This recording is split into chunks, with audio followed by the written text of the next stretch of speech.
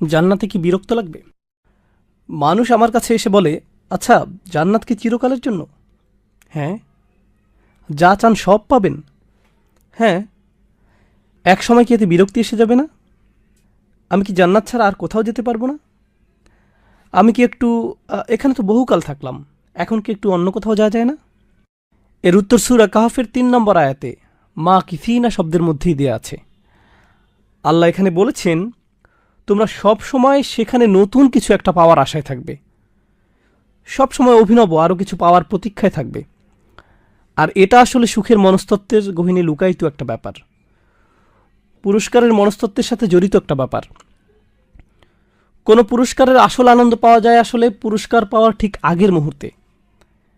একজন ছাত্র সবচেয়ে সুখী থাকে তার হাতে সার্টিফিকেট তুলে দেওয়ার ঠিক আগ মুহূর্তে। বিয়ে হওয়ার ঠিক আগের দিন ছেলেটা খুব বেশি খুশি থাকে, বিশেষ করে মেয়েটি। সে অবশ্যই বিয়ের ঠিক আগের দিন সবচেয়ে সুখী থাকে। ভালো কিছু পাওয়ার প্রতীক্ষার মাঝে কি যেন এক অদ্ভুত আনন্দ লুকিয়ে আছে।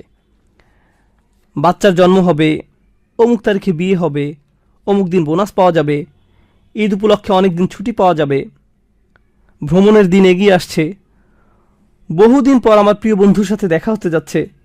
এই যে অপেক্ষা, এই অপেক্ষার মাঝে আসলে এক ধরনের আনন্দ আছে। মূলত আপনি যদি অপেক্ষার সময়টা দূর করে তাৎক্ষণিক জিনিসটা পেয়ে যান, তখন আনন্দটা হয় খুবই ক্ষণস্থায়ী।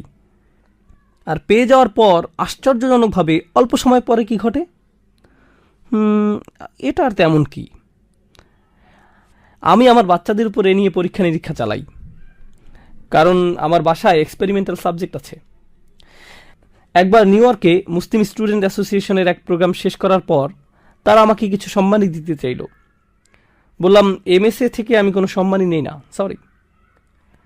তারা বলল, আপনাকে কিছু একটা নিতেই হবে।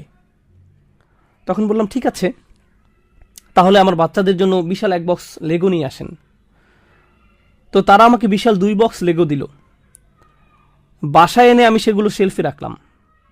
তারপর আমার 2 ছেলেকে বললাম, 30 দিন পর তোমরা এগুলো খুলতে পারবে। তারা 2জন পুরো অস্থির হয়ে গেল, পাগল হওয়ার মতো অবস্থা। আব্বা, আমরা কি এখন খুলতে পারবো? আব্বা, আমরা কি এখন খুলতে পারবো? Please please please. না, 30 দিন পর। এরপর তারা দিন গণনা শুরু করলো। একটু ধরতে পারবো?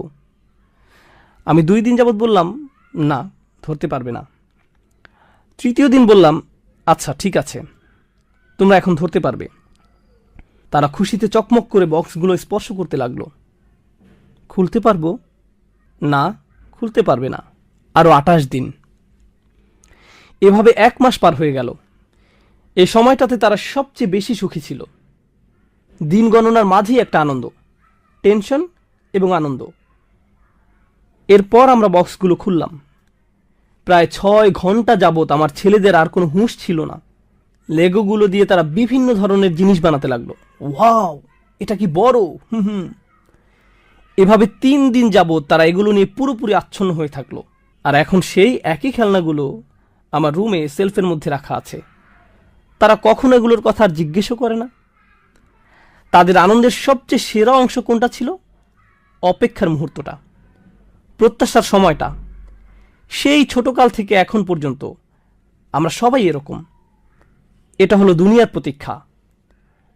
আর আল্লাহ বলছেন, পরকালের প্রতীক্ষাটা যে আরো কত আনন্দের তোমরা তা কল্পনাও করতে পারবে না। জান্নাতের প্রতিটি আনন্দ টেকসই।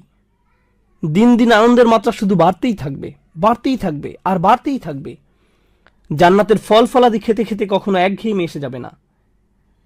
জান্নাতের পানীয় পানেও কখনো বিরক্তি এসে যাবে না, কারণ এগুলো কখনো একরকম থাকবে না। সব সময় আগের বারের চেয়ে উত্তম হবে। আবার খেলে আগের চেয়ে সুস্বাদু লাগবে। দুনিয়াতে সব কিছুর একটা সীমা আছে, একটা পর্যায়ে আসার পর আর ভাল লাগে না।